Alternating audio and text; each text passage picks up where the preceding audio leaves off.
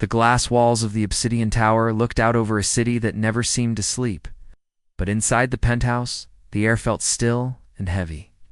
It was the night of the Founders' Gala, an event where the price of a plate cost more than most people made in a year.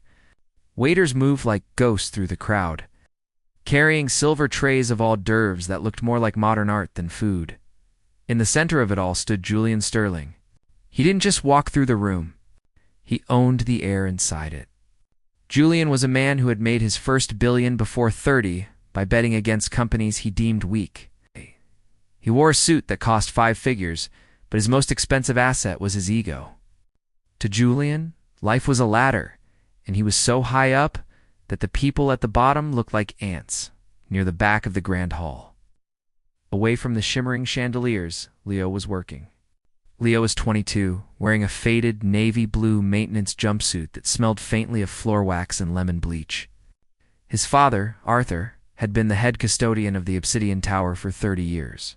Arthur was supposed to be working tonight, but his back had finally given out. And Leo had stepped in to cover the shift so his father wouldn't lose the holiday bonus. Leo didn't mind the work. He liked the quiet rhythm of it. While the billionaires laughed and clinked glasses, Leo moved through the shadows, emptying bins and wiping down surfaces. He was a ghost to these people. He had learned from a young age that if you wear a uniform, you become invisible. Julian Sterling was having a bad night, despite the cheers of his peers. He had just lost a minor legal battle over a land acquisition. He was looking for someone to look down on, to make himself feel tall again. He stepped away from a group of investors, his face flushed from expensive scotch, headed toward the bar. Leo was just finishing emptying a heavy bin near the refreshment station. As he turned to pull the bag out, he didn't see Julian pivoting sharply around the corner. The collision was minor, just a shoulder brush, but for Julian, it was an insult to his very existence. Julian's drink splashed slightly onto his silk cuff. He stopped dead in his tracks. The conversation around them dipped as people noticed the tension. "Watch where you're going," Julian snapped.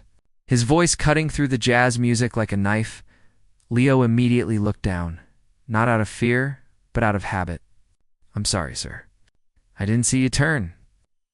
Julian didn't accept the apology. He looked at Leo's stained jumpsuit, then at the trash bag in Leo's hand. A cruel smirk spread across his face. "Of course you didn't see me. Your kind is used to looking at the floor. That's where your future is, after all." A few of Julian's associates chuckled. Leo felt a heat rise in his chest, but he kept his voice steady. "I was just doing my job, Mr. Sterling." "Your job?" Julian laughed, stepping closer until he was inches from Leo's face. The smell of scotch was thick. "A trained monkey could do your job. You collect the things we throw away. That is your contribution to the world. You're a placeholder. You take up space in a room built by men like me."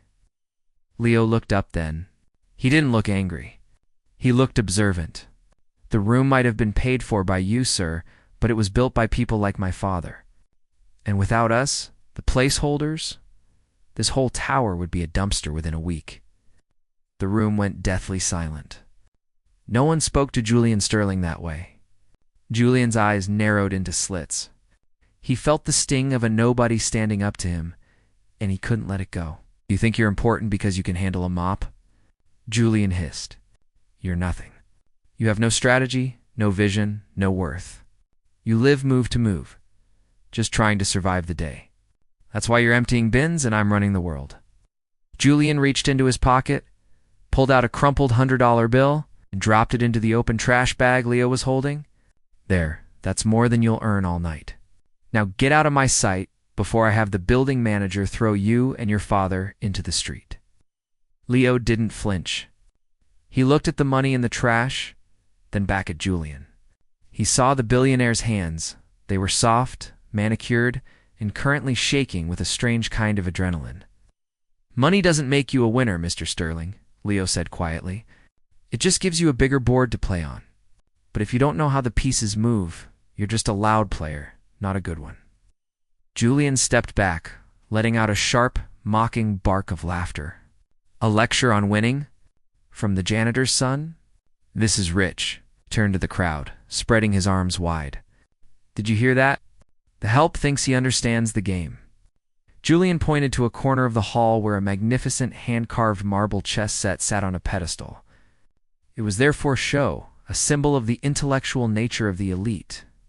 "Tell you what, boy," Julian said, his voice booming so everyone could hear. "Since you have such a big mouth, why don't we see if you have a brain to match? I'm bored. I've beaten every CEO in this room. If you're so much more than a placeholder, prove it. Or better yet, go back to your trash and admit you're exactly where you belong." Leo looked at the chess set.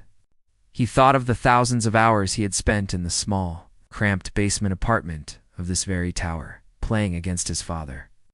His father hadn't had much to give him, but he had given him a sense of logic, a mastery of patterns, and the discipline to never move until you knew exactly where the opponent's pride would trip them up. "I have work to finish," Leo said, testing Julian's patience. "Afraid?" Julian taunted. "I'll make it interesting. If you can last 20 minutes against me, I'll forget your insolence. If you lose which, you leave this building tonight and never come back. Your father's job goes with you."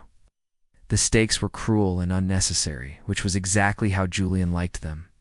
He wanted to crush the boy's spirit entirely. Leo looked toward the service door, then back at the man who thought he was a god. Leo knew he should walk away. He knew his father needed this job.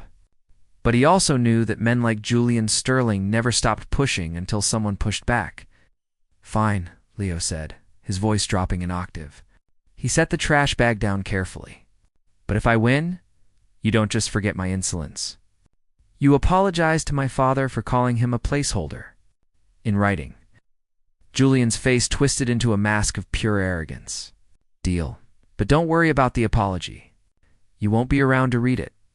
As Leo walked toward the marble table, the crowd parted for him. He looked small in his jumpsuit against the backdrop of gold leaf and silk, but his step was firm. He wasn't just walking to a chessboard.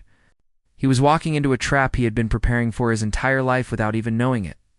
The billionaire sat down, leaning back with a smug grin, confident that this would be the easiest victory of his life. He didn't notice that Leo wasn't looking at the pieces. He was looking at Julian's eyes. Watching the tiny flickers of overconfidence that always signal a coming fall, the crowd at the Obsidian Tower didn't just gather. They swarmed. It was a strange sight to behold. On one side of the hand-carved marble table sat Julian Sterling, a man whose face was on the cover of every financial magazine in the country. On the other side sat Leo, a young man whose name none of them knew, still wearing a navy blue jumpsuit with maintenance stitched in small white letters over his heart. The contrast was so sharp it felt like a scene from a movie. But the sweat on Julian's forehead and the steady calm in Leo's eyes made it very real. Julian reached out and spun the board, choosing the white pieces. It was a small, petty move the person who plays white always moves first, gaining a slight advantage in tempo. He didn't need the advantage, or so he thought. But he wanted to crush this janitor boy as quickly as possible so he could get back to his scotch and his ego. The room was filled with the sound of expensive jewelry clinking and the hushed whispers of people making bets. Most were laughing.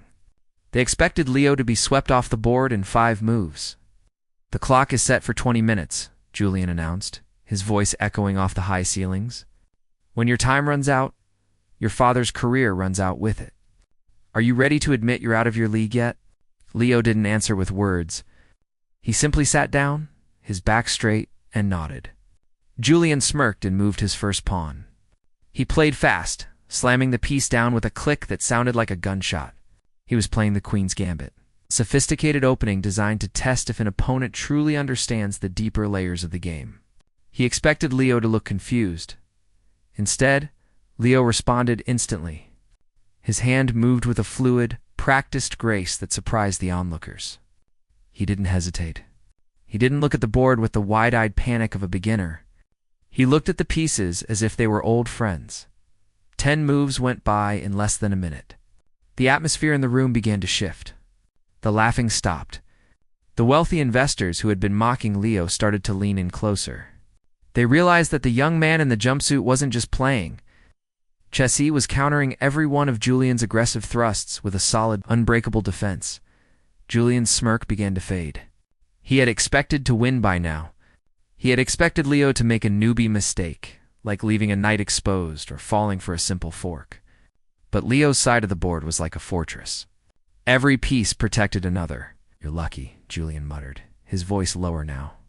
"A few lucky guesses, but luck runs out. Strategy is what stays."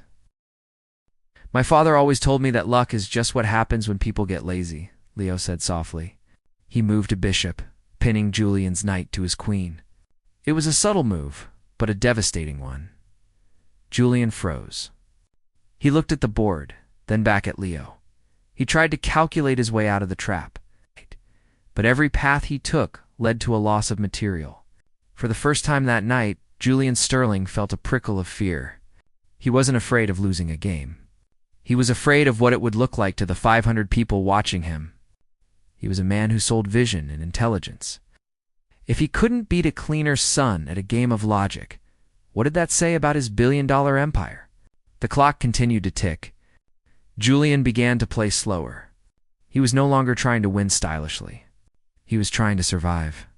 He started to use his wealth as a weapon, even here. "You know," Julian said, trying to distract Leo, "after tonight, your father won't find work in this city. I have a very long memory, and I own a lot of buildings. Is the game really worth his future?" Leo didn't look up from the board. "You already made the bet, Mr. Sterling. And if you're talking about the future, you should probably look at your rook. You're about to lose it." Julian gasped and looked down. In his attempt to intimidate Leo, he had completely missed a discovered attack. Leo's queen was slicing through the center of the board. The crowd gasped. A woman in a red dress whispered, "He's actually winning." The word winning hit Julian like a physical blow. His face turned a deep shade of red. He started to breathe heavily. He looked around the room and saw his rivals' men he had stepped on to get to the top smiling. They weren't smiling at him. They were smiling at his struggle. They were enjoying the sight of the Titan being brought down by a boy with a mop. Julian tried to regroup. He sacrificed his knight to create an opening, a desperate all-or-nothing move. He thought he saw a way to checkmate Leo in 3 moves. He felt a surge of relief. "There it is," Julian whispered to himself. "The end of the road." He moved his queen forward, placing it right in the heart of Leo's territory. "Check," Julian said, his voice regaining some of its old arrogance. "It's over, kid. You played well, but class always tells in the end." Leo looked at the queen. He looked at Julian. Then he did something that chilled Julian to the bone. Leo smiled. It wasn't a mean smile. It was a sad one. "You're so focused on the queen," Leo said quietly, "that you forgot why the king is the most important piece. You think power is about the loudest person on the board? But power is about who is still standing when the noise stops." Leo picked up his knight. He didn't move it toward the queen.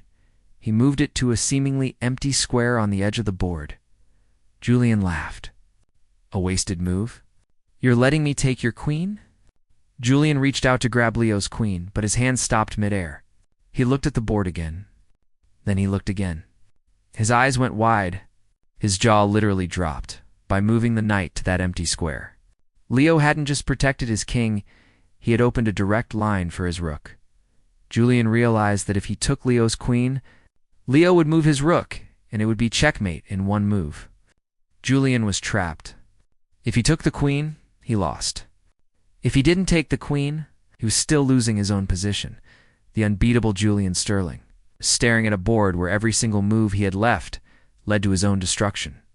The silence in the room was so thick you could hear the hum of the air conditioning. Julian's hand stayed frozen over the board, trembling. He looked at the clock. 2 minutes left. "Move." Someone from the back of the room called out. Julian didn't move. He couldn't. He was paralyzed by the reality that the placeholder had outsmarted him. He looked at Leo, and for the first time, he didn't see a janitor. He saw a master. He saw a man who had more dignity in his dirty jumpsuit than Julian had in his entire empire. I need a moment," Julian stammered, his confidence evaporating. "The clock doesn't give moments, Mr. Sterling," Leo said, his voice calm and steady. "Neither does the real world." The crowd pressed in closer, sensing the kill. Julian felt the walls closing in. He looked at the $10 million charity pledge he had made as a joke. He looked at the socialites who were now recording the scene on their phones. He realized that, in 60 seconds, his life as the smartest man in the room was going to end. The ticking of the chess clock was the only sound in the massive hall. And to Julian Sterling, it sounded like a hammer hitting a nail. Every second that passed was a second where his dignity was eroding. He looked at his hand, the hand that had signed billion-dollar mergers and shaken the hands of presidents, and it was shaking. He looked across the table at Leo. The young man wasn't even looking at the board anymore. He was looking at a small, framed photo of an older man in a similar maintenance uniform that he had pulled from his pocket and set on the table. It was his father, Arthur. Julian felt a surge of pure, unadulterated rage. It wasn't just that he was losing. It was that he was losing to someone who didn't even seem to care about the money or the fame. To Leo, this was about a debt of respect, and that was a currency Julian didn't know how to trade in. Julian leaned forward, his voice a low, venomous hiss that the crowd couldn't hear. "You think you've won, don't you? You think this little game matters? Let me tell you how the real world works. Leo, I have lawyers who can tie your family up in court for the next 30 years. I can make it so your father never gets his medical pension. I can make it so you can't even get a job washing dishes in this city." Leo didn't flinch. He didn't even look angry. He just leaned in, matching Julian's volume. "You're talking because you're afraid. You've spent your whole life buying people's silence or their loyalty, but you can't buy the pieces on this board. They don't care about your bank account. They only care about the truth of the move." Julian's face went from red to a ghostly pale. He knew he was trapped on the board, so he decided to change the game entirely. He looked toward the back of the room and caught the eye of his head of security, a large man with a cold face. With a subtle nod, Julian signaled for a distraction. Suddenly, a loud crash echoed from the other side of the room. A waiter had tripped, sending a massive tray of crystal glasses shattering onto the marble floor. The noise was deafening, and the entire crowd turned their heads in shock. In that split second of chaos, Julian's hand moved like a snake. He reached out and subtly bumped the table, shifting the position of Leo's rook by just 2 squares enough to turn a checkmate into a blunder. Leo turned back to the board as the noise settled. He looked at the pieces. He looked at Julian, who was now leaning back with a smug, innocent expression, feigning interest in the broken glass.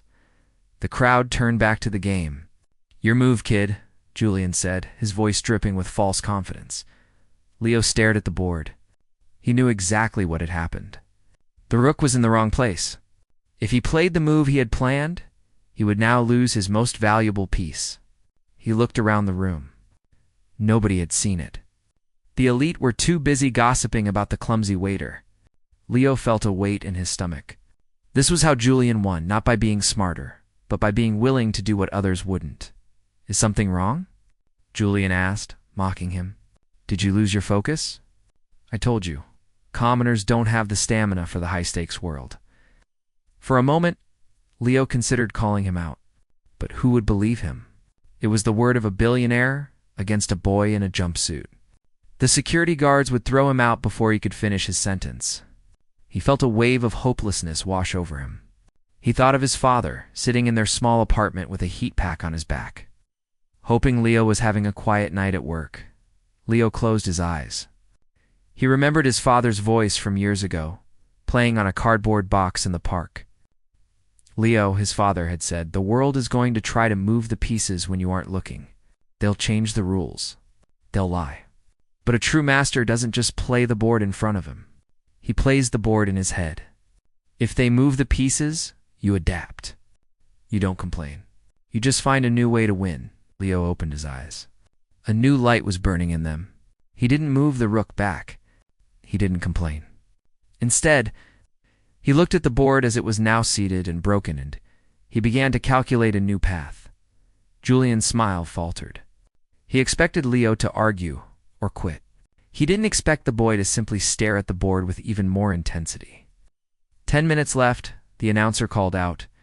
Julian moved his knight. thinking he was finally safe. He started to laugh. It's over. You missed your window. Leo didn't say a word. He picked up his pawn, the smallest, humblest piece on the board. He moved it forward. 1 square. It seemed like a nothing move. Julian scoffed and moved his queen, preparing to sweep Leo's remaining pieces. But then Leo moved the pawn again. And again, Julian realized too late what was happening. While Julian was busy gloating and cheating to save his major pieces, Leo had been quietly guiding a single pawn toward the end of the board. In chess, if a pawn reaches the other side, it can become a queen. The crowd began to murmur. They saw the insignificant piece marching forward. Julian tried to block it, but Leo's defense was like a wall of iron. Every time Julian tried to attack, found himself blocked by his own pieces, the very pieces he had moved when he cheated. His own dishonesty was now cluttering the board, preventing him from stopping the pawn. You can't do this, Julian whispered, his voice trembling. I'm not doing it, Leo replied. The rules are doing it. The pawn reached the final row. Leo picked it up and replaced it with a second queen. Now Julian was facing 2 queens with a shattered defense. The room went silent. The air felt electric. Julian Sterling, the man who owned the building, was being dismantled by a pawn. Julian looked at the clock. 3 minutes. He looked at the board. There was no way out. He had cheated, he had lied, he had threatened, and yet he was still staring at his own defeat.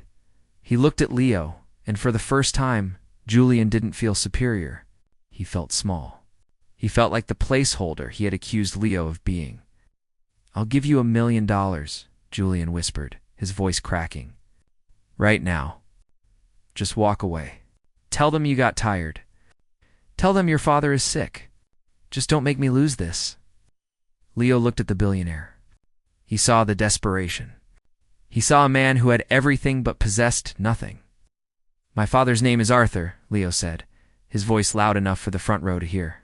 And he taught me that some things aren't for sale. You made a bet, Julian? It's time to pay the price. Leo reached out his hand to make the final move, but Julian suddenly stood up, knocking his chair over. This game is rigged. He shouted to the room, his face purple with rage. This boy is a fraud. He's using an earpiece. Security! Get him out of here! The security team moved in, but the crowd didn't move out of the way. They had seen the game. They had seen the pawn.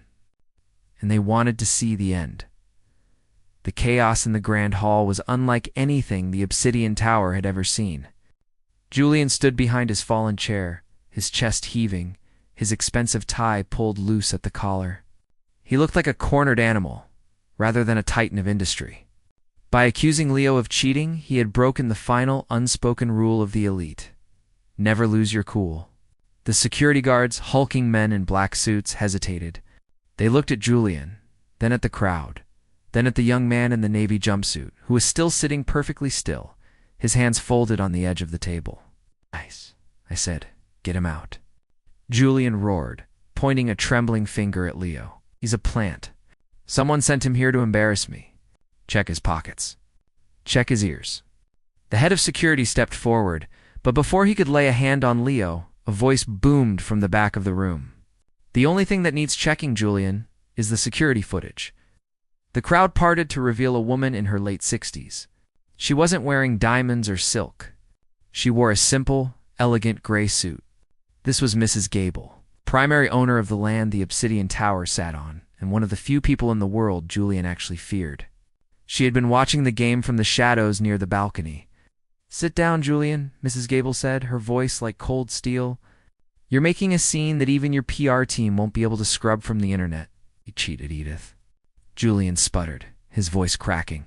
He moved a piece while the glass was breaking. Leo finally spoke. He didn't raise his voice.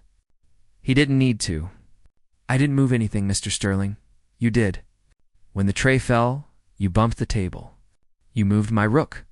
I think everyone here knows that a man in my position doesn't have the luxury of cheating. I have too much to lose. You, on the other hand, felt you had too much to lose by playing fair. A murmur of agreement rippled through the room. People began pulling out their phones, not just to record the drama, but to zoom in on the board.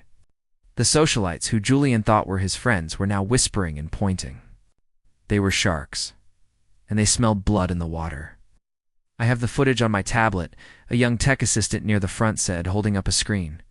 "The high-speed cameras for the charity stream caught everything. It shows the table shaking, and it shows Mr. Sterling's hand." Julian froze. The trap he had set for Leo had snapped shut on his own leg. He looked around the room and saw the judgment in every eye. He wasn't the genius billionaire anymore. He was a bully who had been caught trying to rob a janitor's son of a fair win. "The game isn't over," Mrs. Gable said, walking toward the table. "The clock is still ticking. Julian, you have 2 minutes left. Either you sit down and finish this like a man, or you forfeit right now and admit to this entire room that you are a coward." He slowly sat back down, his movements stiff and robotic. He looked at the board. The 2 queens Leo held were staring back at him like twin executioners. The pawn he had dismissed as trash was now the very thing that would end him. But Julian had one more card to play, or so he thought. He leaned in, his voice a ghost of a whisper. "Fine, you win the game. But remember the bet. If I lose, I sign a check.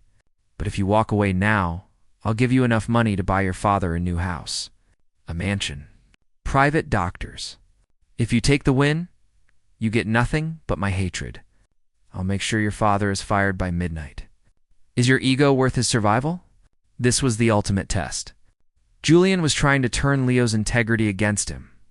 He was betting that Leo, like everyone else in Julian's world, had a price. Leo looked at the photo of his father on the table. He remembered the many nights they had spent in their small kitchen, the radiator clanking in the background, sharing a single loaf of bread and playing chess until the sun came up. He remembered his father's hands, calloused, scarred, and gray from years of cleaning up after people who didn't know his name. "My father told me something once," Leo said, loud enough for Julian and Mrs. Gable to hear. "He said that a house is just wood and stone, but a man's name is the only thing he actually owns. If I take your money to save his job, I'm telling him that his life was a failure because he couldn't protect his own dignity. He would rather be a homeless man with an honest son than a rich man with a sellout." Leo reached out. His fingers hovered over his queen. "Don't do it," Julian hissed, his eyes wide with genuine panic. Leo didn't hesitate. He slid the queen across the marble, the base of the piece making a soft final thud as it landed. "Checkmate, Mr. Sterling." The silence that followed was absolute. For 3 seconds, nobody breathed. Then, a single person started to clap. It was Mrs. Gable. Then the tech assistant joined in. Within moments, the entire hall, the very people Julian had spent his life trying to impress, erupted into a standing ovation. They weren't cheering for a billionaire. They were cheering for the boy who had emptied their trash cans an hour ago. Julian sat there, staring at the board. The king was trapped. There were no moves left. His $10 million was gone, but more importantly, the myth of Julian Sterling was shattered. But the night wasn't over. As the applause died down, the building manager, a man who had always been Julian's loyal dog, stepped forward with a nervous expression. He held a phone in his hand. "Mr. Sterling," the manager whispered. "It's the board of directors. They've been watching the live stream of the charity event. They want to speak with you immediately." Julian took the phone, his hand trembling. He listened for 10 seconds, his face turning from pale to a sickly gray. He didn't say a word. He simply handed the phone back and looked at the floor. "What did they say?" Mrs. Gable asked, though she likely already knew. "They've called an emergency meeting," Julian said, his voice hollow. "They say my unstable behavior and public relations disaster have dropped the company's stock by 4% in the last 20 minutes. They're asking for my resignation as CEO." The room gasped. In trying to crush a nobody, Julian had crushed his own throne. He had lost the game, his money, and his empire, all in 1 hour. Leo stood up. He didn't gloat. He didn't cheer. He simply picked up the photo of his father and tucked it back into his pocket. He turned to leave, but Julian called out to him one last time. Julian asked, looking up with genuine confusion. You could have had everything. You could have been rich. Why lose it all for a point of pride? Leo stopped and looked back over his shoulder. I didn't lose anything, Julian. I'm going home to a father who loves me and a conscience that's clean. You're the one sitting in a room full of people who can't wait to see you walk out the door. Leo walked toward the service exit. He still had half a shift left, and the floors weren't going to clean themselves. But as he pushed open the heavy steel door, he felt lighter than he ever had in his life. Behind him, in the center of the glittering hall, Julian Sterling sat alone at the table, surrounded by millions of dollars of gold and glass. Staring at a wooden king that had nowhere left to go, the sun began to rise over the city, painting the sky in shades of bruised purple and soft orange. For most people, this was the start of a new day. But for Leo, it was the end of the longest night of his life. He walked down the quiet, cool streets toward the small apartment complex where he had lived since he was a boy. He was still wearing his navy blue jumpsuit. To anyone passing by, he was just another worker heading home after a graveyard shift. They had no idea that he had just toppled a giant. When Leo opened the door to their apartment, the smell of toasted bread and old books greeted him. His father, Arthur, was sitting at the small wooden kitchen table, his back wrapped in a heating pad. He looked up, his eyes tired but warm. He noticed the way Leo was walking, not with the heavy slump of exhaustion, but with a quiet, steady strength. You're late, son, Arthur said, his voice a gentle rasp. Must have been a lot of trash to move tonight. Leo sat down across from him. He didn't know where to start. He looked at the old chipped chessboard that always sat between them on the table. Dad, I didn't just move trash tonight. I moved the king. Over the next hour, Leo told him everything. He told him about Julian Sterling's insults, the challenge, the marble board, the cheating, and the final checkmate. He told him about the $10 million that was now going to the staff pension fund and the local schools. Arthur listened in silence, his weathered hands gripping his coffee mug. When Leo finished, there was a long silence. Leo feared his father might be angry about the risk he took with their livelihood. Instead, Arthur reached across the table and placed his hand over Leo's. I spent 30 years cleaning those floors.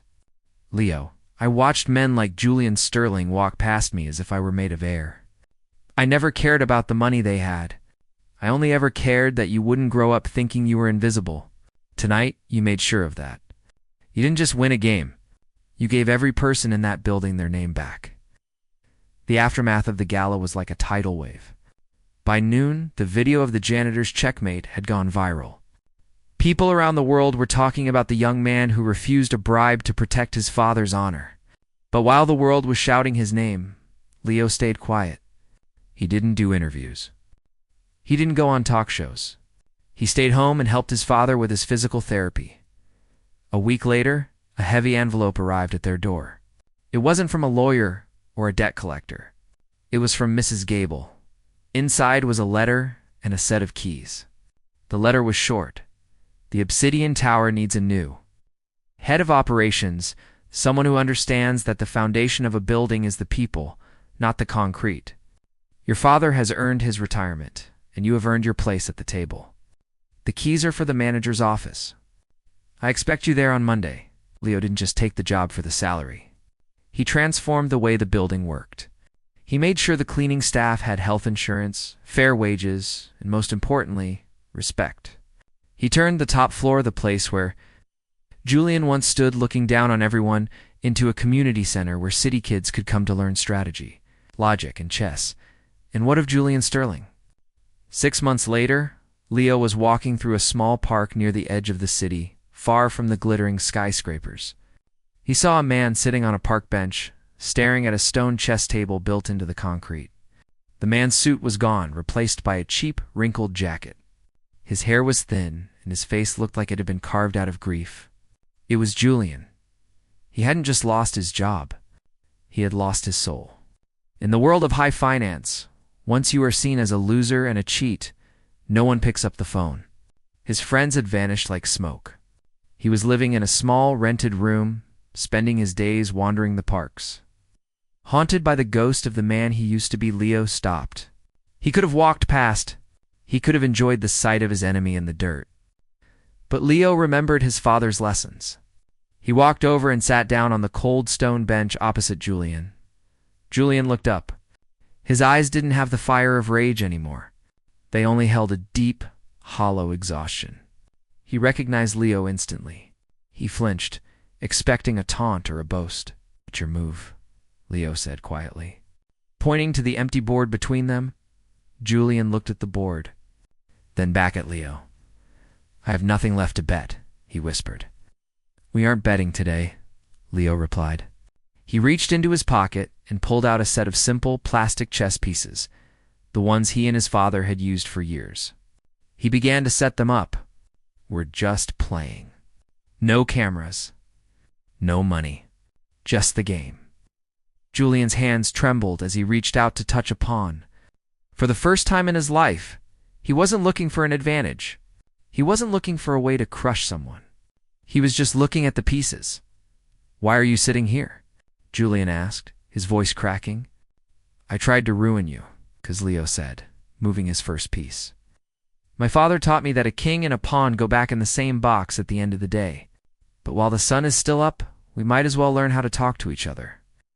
As they played, the sun began to set behind the distant towers of the city.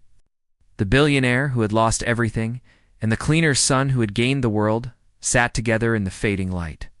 There were no crowds cheering, no checks being signed, and no cameras rolling. There was just a board, two men, and the quiet realization that true power isn't about standing above others, it's about having the strength. To sit across from them, Leo eventually stood up, leaving the plastic set on the table for Julian to keep. As Leo walked away, back toward the life he had built on honesty and hard work, he looked back one last time.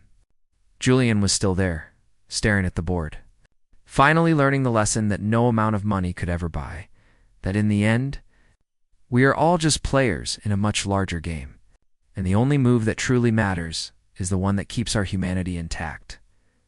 Leo headed home, where his father was waiting with a fresh pot of tea and a smile. The game was over, and for the first time in his life, Leo knew exactly where he belonged. He wasn't a placeholder, and he wasn't a giant. He was a man who knew the value of a name, and that was enough to move the world. 5 years had passed since the night. The world watched a janitor's son checkmate a titan. In the city, 5 years is usually enough time for people to forget almost anything. New buildings go up, old ones are torn down, and the news cycle moves on to the next scandal. But in the neighborhood surrounding the Obsidian Tower, the story of that night hadn't faded. It had become a kind of local legend, whispered in the break rooms of office buildings and told by parents to their children. Yes. When they felt like the world was too big and they were too small, Leo was no longer the young man in the navy blue jumpsuit. But in many ways, he hadn't changed at all. He now sat in an office on the 4th floor of the tower. He had purposely chosen the 4th floor because it was close enough to the street to hear the pulse of the city, but high enough to see the people walking by. He didn't want to be tucked away in the clouds like Julian Sterling had been. He wanted to stay grounded. His office was different from any other executive office in the building. There were no mahogany desks or leather chairs that cost thousands of dollars. Instead, the room was filled with bookshelves, and in the center sat the old, chipped wooden table from his father's kitchen. It was his reminder of where he came from. On this particular morning, Leo was looking out the window when there was a soft knock at the door. It was a young girl, perhaps 10 years old, clutching a backpack. Behind her stood her father, a man with tired eyes and hands that showed the wear and tear of a long week of manual labor. "Mr. Leo," the girl asked, her voice small and hopeful. "They said you have a club here." "For the game." Leo smiled, and the warmth in his expression immediately put the girl at ease. "We do, but we don't call it a club. We call it a training ground. Are you ready to learn how to move the king?" As the girl and her father walked toward the converted community wing, Leo felt a deep sense of peace. This was the real win. The $10 million had been spent long ago. It had built a new wing at the local hospital and funded scholarships for the children of the building's service staff. But the true legacy was the shift in the atmosphere.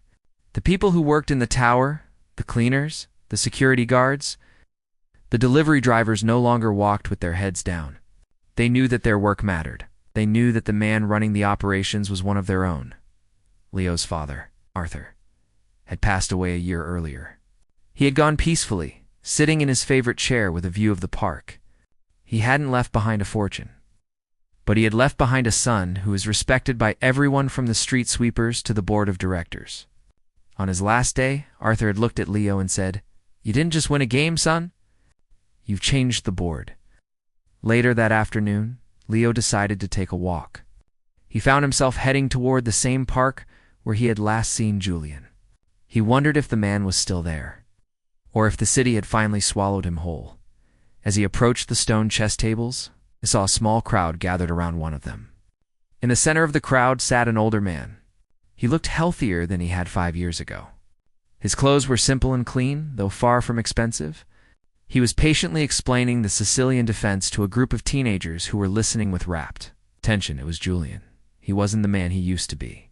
The arrogance had been replaced by a quiet, focused humility. He wasn't playing for money or power anymore. He was playing for the connection. When he saw Leo approaching, he didn't flinch or turn away. He simply nodded, a look of mutual understanding passing between them. Julian stood up and walked over to Leo.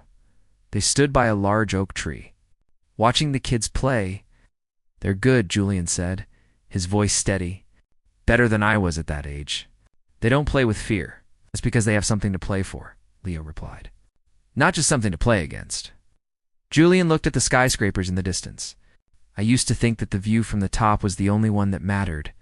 I spent so much time looking down that I forgot what it was like to just stand on the grass." "Thank you, Leo." Leo was surprised. "For what? Taking your empire?" "For taking the weight off my shoulders," Julian said. "I was a prisoner of my own ego. I had everything, but I couldn't sleep at night because I was terrified of losing a single penny.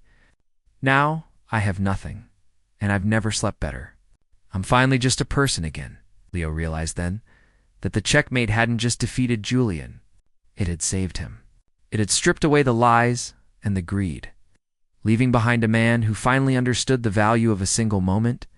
As Leo walked back toward the obsidian tower, the lights of the city began to flicker on. He thought about the journey from the basement apartment to the manager's office. He thought about the trash bags he had carried and the billionaires he had faced. He realized that life wasn't about the position you held on the board. It was about how you treated the other players. He reached the front doors of the tower. A new young man was there, emptying the bins near the entrance. He looked tired, and he didn't look up as the boss approached. Leo stopped. He didn't just walk past. He reached out and put a hand on the young man's shoulder. "Take your time," Leo said kindly. "It's a big building, but you're the one holding it together." "What's your name?" The young man looked up, surprised that someone in a suit was speaking to him. "It's Toby, sir." "Well, Toby," Leo said with a wink, "when you're finished with your shift, come up to the 4th floor. I've got a chess set and some tea. I think it's time you learned how the pieces move." Toby watched as Leo walked into the building. For the first time that night, the young man stood a little bit taller. He gripped his broom, but he didn't look at the floor. He looked at the top of the tower, and for the first time, it didn't look so far away. The game of life continued, but the rules had changed for good. The invisible were finally being seen, and the heart of the city was beating a little more honestly than it ever had before. The air in the city was crisp as the first. Leaves of autumn began to swirl across the pavement. It had been nearly 10 years since Leo had sat across from Julian Sterling, and the world was a different place. The obsidian tower was still there, its glass reflecting the shifting clouds. But it was no longer known as a fortress of greed. It was known as the People's Tower. Leo was now 32 years old. He stood in the lobby, watching the morning rush. He saw executives in sharp suits walking alongside maintenance crews, stopping to chat about their families or the local sports scores. There was no longer a wall of silence between the important people and the invisible ones. He had worked hard to break those walls down, brick by brick, move by move. But Leo was beginning to feel the weight of the years. He had spent a decade carrying the stories of 1,000 workers on his shoulders. He had ensured that every person who stepped into this building felt like they belonged. Yet he knew that for a change to be permanent, it couldn't just rely on one man. It had to be passed on. His thoughts were interrupted by a familiar sound, the rolling of a heavy cleaning cart. He turned and saw Toby, the young man he had met years ago. Toby wasn't a teenager anymore. He was a supervisor now, leading a team with a sense of pride that was evident in the way he carried himself. "Morning, Leo," Toby said, stopping his cart. "You look like you're thinking too hard again. Is the board getting complicated?" Leo laughed, a sound that echoed warmly in the marble lobby. "The board is always complicated, Toby. I'm just wondering if I've taught everyone the right moves." "You taught us that the board belongs to everyone," Toby replied. "That's the only move that matters." That afternoon, Leo received a phone call that he hadn't expected. It was from the city's historical society. They wanted to place a plaque in the center of the tower's hall. They wanted to commemorate the greatest game ever played. They told him they wanted to honor the night a billionaire was humbled and a janitor's son rose to power. Leo sat in his office. Looking at the plaque's proposed text, it was full of big words like triumph, justice, and revolution. He felt a knot in his stomach. It felt too flashy, too much like the ego that had ruined Julian. He didn't want a monument to a victory. He wanted a reminder of humanity. He decided to take a walk, to clear his head. He ended up at the small apartment where he had grown up. The building was older now, the bricks a bit more weathered, but the windows still glowed with the light of families sharing dinners. He sat on the front stoop, the very place where his father, Arthur, used to sit and watch the world go by. As he sat there, a group of kids ran past, chasing a ball. They stopped when they saw him. One of the boys, a skinny kid with glasses that were taped at the bridge, looked at Leo with wide eyes. "Are you the guy?" The boy whispered. "The one from the story?" Leo smiled. "Which story is that?" "The one about the king in the pond," the boy said. "My grandpa tells it every night. He says that because of you, he didn't have to work on Christmas for the first time in 20 years.